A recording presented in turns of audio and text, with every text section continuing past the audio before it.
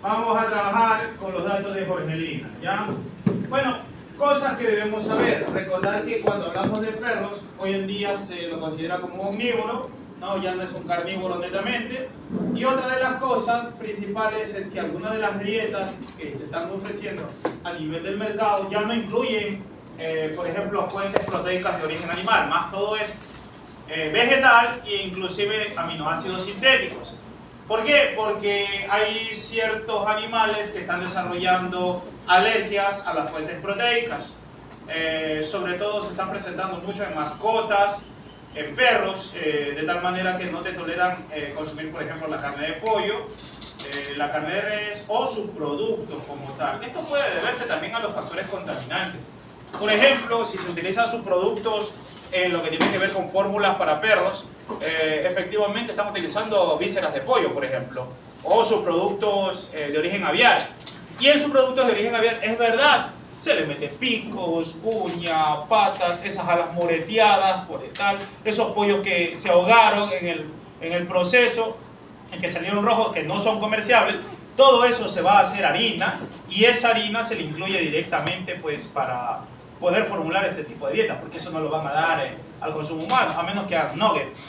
En los nuggets sí se puede poner todo ese tipo de cosas, pero en lo que tiene que ver específicamente con el consumo del ser humano no debería aplicarse esas cuestiones. Bueno, entonces en los perros se incluye todo eso, vísceras como tal, pero las vísceras no se las enjuaga, simplemente se le va con todo y el contenido. Y recordar que si esos pollos han sido trabajados con antibióticos, con coccidiostatos y otros, todas esas sustancias las va a ingerir el animal porque está comiendo ese subproducto. Entonces, bajo estas circunstancias pueden desarrollar alergias, así como nosotros, ¿no? Que en un momento determinado resulta de que salimos resistentes a un germen cuando ni siquiera probamos antibiótico. ¿Y de dónde viene? Por ejemplo, de la misma carne que se produce, ¿no? La misma carne de cerdo que está atacada con químicos, con antibióticos, la carne de res, la carne de pollos, etcétera, etcétera, etcétera. Ya les había dicho que la situación está bastante grave. Entonces, bajo estas circunstancias, ustedes, dependiendo de lo que tengan, pueden formular una dieta para perros. Y inclusive también podrían llegar a producir una croqueta mucho más barata de lo que normalmente compran. Pero eso depende también de las materias primas. Si hablamos específicamente de los almidones que están presentes en los granos, que se pueden incluir en las dietas para perros, recordar que los almidones no se toleran en esta especie crudos, se toleran cocinados, es decir, tiene que pasar por un proceso de cocción para poder que el animal lo pueda utilizar. Se utiliza bastante el arroz como tal. El arroz es muy bueno para poder mantener esa estabilidad en el sistema gastrointestinal del perro. Pero no es que le vas a mandar solo arroz, también se le manda maíz, trigo y otros productos, pero hay algunos productos que pueden aumentar la fermentación y los desórdenes. ¿Qué pasa actualmente? Pues hay mucha gente que no contempla la situación de la formulación en perros y mete todo lo que tenga que ver, inclusive muchos productos ricos en azúcares, por tanto, ricos en almidones. Por tanto, hoy en día tenemos el problema dental de los perros y es por eso que también se ha abierto otra plaza de trabajo donde las veterinarias ofrecen, por ejemplo, limpieza dental en los perros. Pero también se ha agravado la situación porque tenemos animales obesos, obesidad que está llevando específicamente a que estos animales lleguen a tener tendencia a la diabetes. Entonces mira, todas estas circunstancias que nacen de una cosa, una mala nutrición, una mala formulación. El perro en un inicio era carnívoro, ¿ok? Pero nosotros lo fuimos domesticando y le metimos más producto vegetal y hoy en día, vuelvo y repito, hay balanceados netamente vegetales que se le dan a los animales que tienen alergia, por ejemplo, a los productos de origen animal.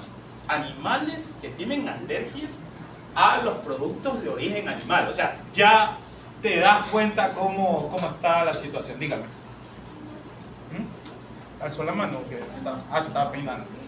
Bueno, entonces, ojo con eso. Porque asimismo, también a ustedes les va a tocar en algún momento determinado revisar dietas, que las hay, ¿no? Para animales con problemas, por ejemplo, de cálculos renales. Animales con problemas hepáticos. Y así sucesivamente. Como médico veterinario tú tienes que formular o dar una dieta. Esta dieta es específica para sus perros. ¿Ya? Por las características de las patologías que nos estamos encontrando actualmente. Hay perros que no toleran el exceso de energía, carbohidratos, porque tienen problemas sebáceos, problemas dérmicos que tienes que controlar. Tienes que sacarlo a hacer ejercicio al perro como tal. Si no te das cuenta, todas las fórmulas para perros, las croquetas, son ricas en energía. Entonces, bajo esas circunstancias, es lógico que el animal, si no lo sacas a hacer ejercicio o no tiene una actividad física, se va a engordar. Sobre todo si estamos hablando de animales que han sido castrados, machos castrados. Es mucho más grave la situación porque ellos tienen todavía la tendencia a formar también cálculos. Los dálmatas, por ejemplo, esos también tienen tendencia a formar cálculos renales. Entonces, toda esa situación tienes que analizar al momento de estar brindándole una dieta al perro, al gato también, porque también están viendo patologías en lo que tiene que ver con el perro. Muy bien. ¿Que puedes formular una dieta? Sí, la puedes formular. Tú puedes hacer tus propias dietas. Hoy en día se promocionan un sinnúmero de dietas que son a base también de subproductos. Puedes hacerlo siempre y cuando conozcas el subproducto. Por ejemplo, yo no te recomendaría utilizar las vísceras que se utilizan en la alimentación por ejemplo, de cerdos, de perros, las vísceras de pollo de acá de la zona. ¿Por qué? Porque está atacado en antibióticos. Entonces, imagínate, pones a cocinar esas vísceras, lo llevas a molienda o haces una dieta bar como tal para darle, y tú dices, ok, pero es que tiene buena proteína. Sí, pero la cantidad de químicos traza que lleva allí va a terminar perjudicando a tu perro. Pero yo sí recomendaría, por ejemplo, en nuestro caso, las vísceras que nosotros producimos y que nosotros las botamos. ¿Por qué? Porque las vísceras de nuestros pollos no son atacadas con químicos. Bajo estas circunstancias, ese subproducto de desecho me serviría, por ejemplo, para hacer una fórmula, si yo lo quisiera así. Entonces, si tú vas a utilizar harina de carne, harina de hueso, subproductos de aves, de incubadora, etc., primero que nada tienes que verificar que el producto sea inocuo. Y ya está. Y ahí no vas a tener problema.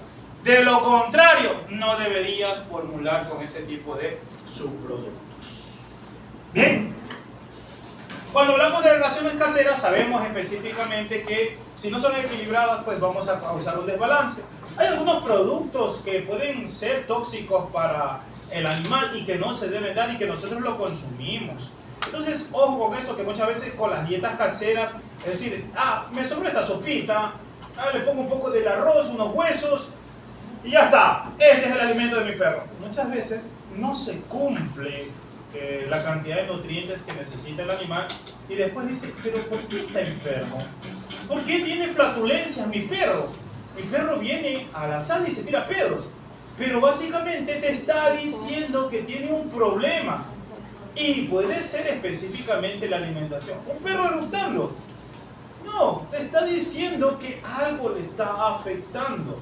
E inclusive él, si le das acceso a hierba, te va a decir en el momento de empezar a masticar la hierba que algo le está provocando un desorden. Él no te habla y te dice, me duele el estómago, me voy a tomar una agüita de remedio. No, él no te dice eso. Él con las acciones, flatulencias, eructos, por ejemplo, o consumir hierba, te está diciendo que la dieta o algo que le estás dando no le está haciendo bien. Entonces, ojo con eso. Todo eso tienes que analizar como médico veterinario.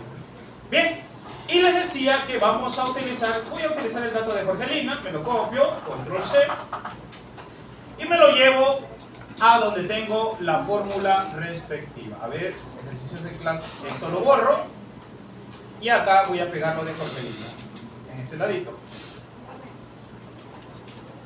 Ajá. Bien, ¿qué más necesito? Necesito máximos y mínimos de inclusión. Recordar que eso es necesario para formular. Ajá. Y acá, por ejemplo, tenemos límites de inclusión según Jorgelina. ¿Ok? Lo puedo tomar como referencia, captura de pantalla, o como quieran ustedes lo hacen. Control C. Y lo puedo poner por acá debajo, si yo lo quiero.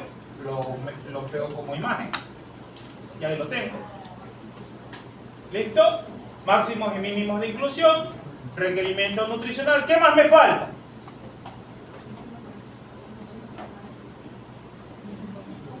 Y un ejemplo, por ejemplo, redundancia, ¿no? Pero igual, obsérvese que yo les decía que antes se consideraba el pienso de perro más cantidad de proteína y más cantidad de materias primas de origen animal, pero hoy en día, miren, lleva maíz, este sería aporte de almidón como tal, 53%, este es un ejemplo de una dieta para perros, salvado de trigo, 17%, harina de carne, 15%, hoy en día puedes encontrar balanceadas que ya ni llevan ni siquiera harina de carne, es un producto de matadero de aves, llevan, grasa de rumiante, 10%. Recuerden lo que les decía, ¿no?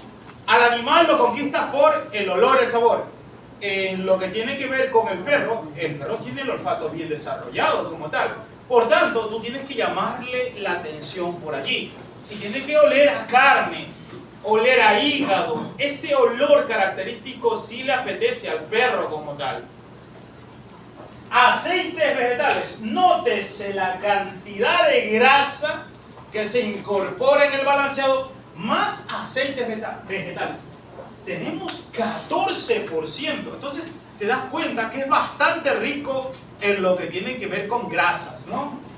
Ingredientes o aditivos, premezcla vitamínico mineral, 1%, otros aditivos, aglomerantes, colorantes, antioxidantes, antifúngicos, etcétera, puede llevar el balanceado para perros. Recordad que estos generalmente se empacan en fundas plásticas para poder conservarlo. Una vez que se abre, pues tú tienes que servir al animal y luego volver a cerrar, porque estas se contaminan bastante rápido una vez que se abren de esa funda plástica. Si no, si esto no fuera así, chicos, ¿ustedes creen que debería ver solo la presentación de funda plástica? No, deberían estar en sacos así como en los pollos, ¿no? Como en los cerdos, ¿no? El saco que tú compras, ¿no? El saco que tenemos allá para meter nuestro alimento balanceado. Pero en el perro cambia la cosa porque recordar que es sometido a temperatura para cocinar, sobre todo los almidones. Bien, asimismo, la premezcla y todos los aditivos tienen que resistir la temperatura como tal. Es decir, este calentamiento que se lo puede hacer por extrusión como tal, tiene que resistir para no perder, por ejemplo, las vitaminas del complejo B. Recordar que esas son las que fácilmente se destruyen. Con todo este preámbulo, vamos entonces a hacer la fórmula respectiva. ¿Listo? Ok. Vamos a cambiar. Bien, todos iguales, ¿no? Todos estamos por allí. Ya tienen todo esto, ¿no? ¿Sí? Vamos a ampliarlo un poquito más. ¿Ya? Y bueno, como pueden ver, yo podría utilizar todas estas materias primas para formular mi ración, pero aquí, por ejemplo, tengo que darle sabor. Tengo que darle sabor a esto, ¿no es cierto? Por tanto, ¿qué me falta?